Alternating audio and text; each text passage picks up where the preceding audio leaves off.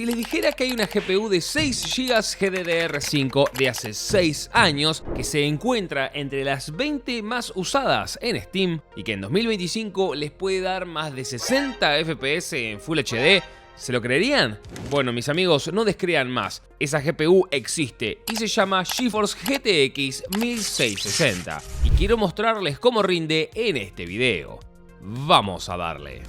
Lanzada en 2019, la GeForce GTX 1660 fue una GPU que dividió un poco las aguas. Por un lado, desconcertó a los fans de Nvidia, dado que a finales de 2018 la empresa había presentado su nueva familia GeForce RTX, rompiendo todos los esquemas y anunciando que de ahora en adelante cambiaría su foco tecnológico hacia el trazado de rayos bajo el impulso de la inteligencia artificial y redes neuronales en los videojuegos. Entonces, Nvidia en 2018 presenta con bombos y platillos la RTX 2080, la RTX 2070 e incluso la RTX Titan, pero al año siguiente sorprende a todos lanzando dos nuevos modelos Turing, la GeForce GTX 1660 y la GTX 1660 Ti.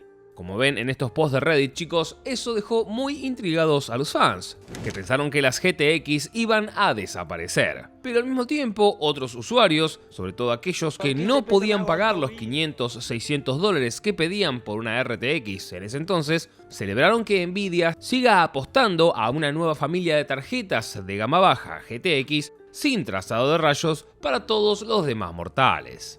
Esta GPU que están viendo en pantalla, chicos, es la MSI GeForce GTX 1660 Gaming X, placa que se lanzó a unos $250 y que gracias a un amigo puedo probar en este video. A todas las pruebas, chicos, las voy a hacer en esta PC Tower 300 con un Ryzen 7 9800 X3D y 32 GB de memoria RAM DDR5 GeForce Extreme a su velocidad de stock. La resolución va a ser Full HD y la gráfica va a ser alta o media según el juego. También cuando active alguna tecnología de super sampling en los juegos compatibles, el preset elegido va a ser calidad. Pero igual en cada juego les voy a ir dejando los datos importantes. Arranquemos entonces.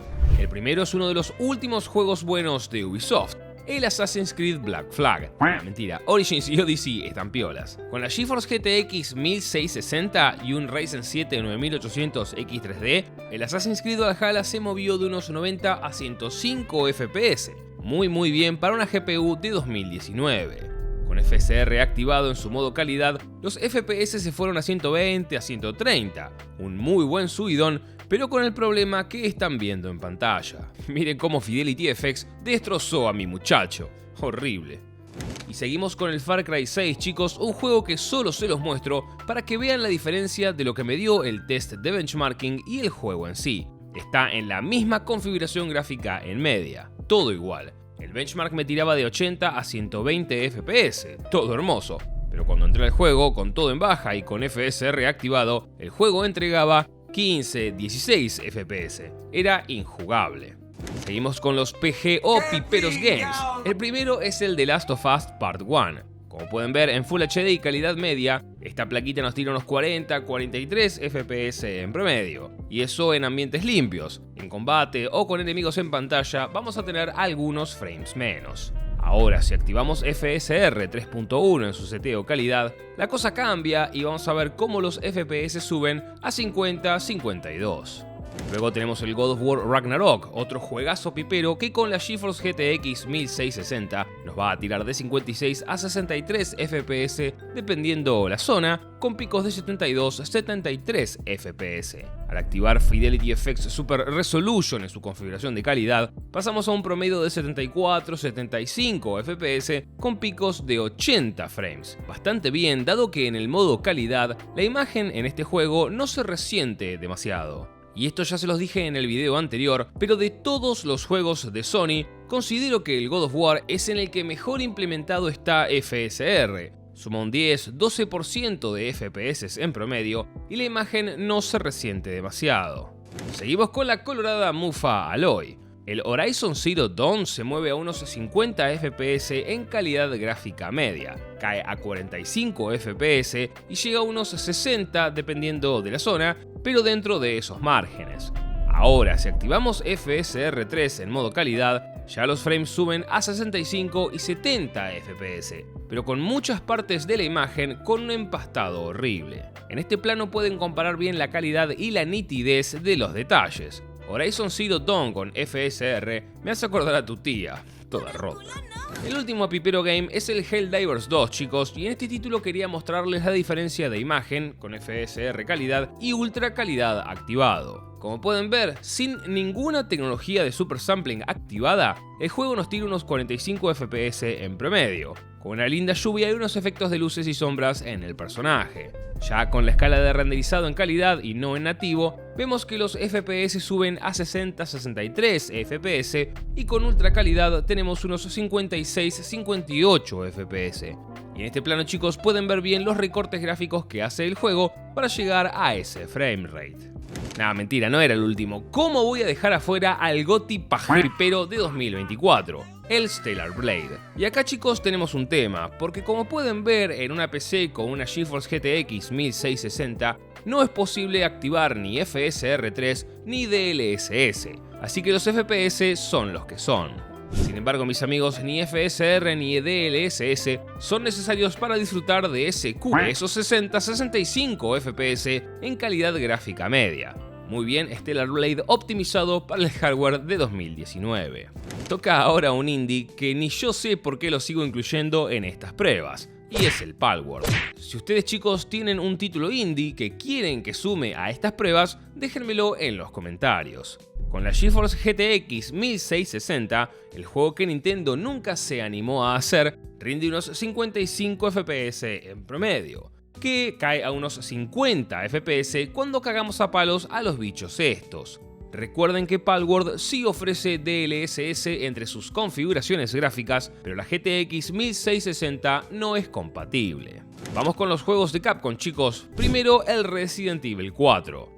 Este juego tiene muy buenos gráficos y también está muy bien optimizado. En su configuración gráfica equilibrada vamos a ver unos 55-72 FPS dependiendo de la zona. Bastante bien e incluso nos da un margen como para subirle un poco la calidad gráfica a costa de unos 8-10 FPS. Luego, ya con Fidelity FX 2.0 activado, chicos, los frames se nos van a 80-85, pero de vuelta, la calidad en ciertos detalles de las texturas se nota y mucho, sobre todo en el pelo tan sedoso de Leon. El que me sorprendió también fue el Dragon's Dogma 2. Como Stellar Blade, este juego tampoco me permitió activar ni DLSS ni FSR, pero hay que decir que de los 45-55 FPS que se movió en el inicio me dejaron bastante conforme. En combate cae a los 35-30 FPS, pero es un muy buen número para una GTX 1660. Vamos a cerrar, chicos, con un par de juegos de Rockstar Games.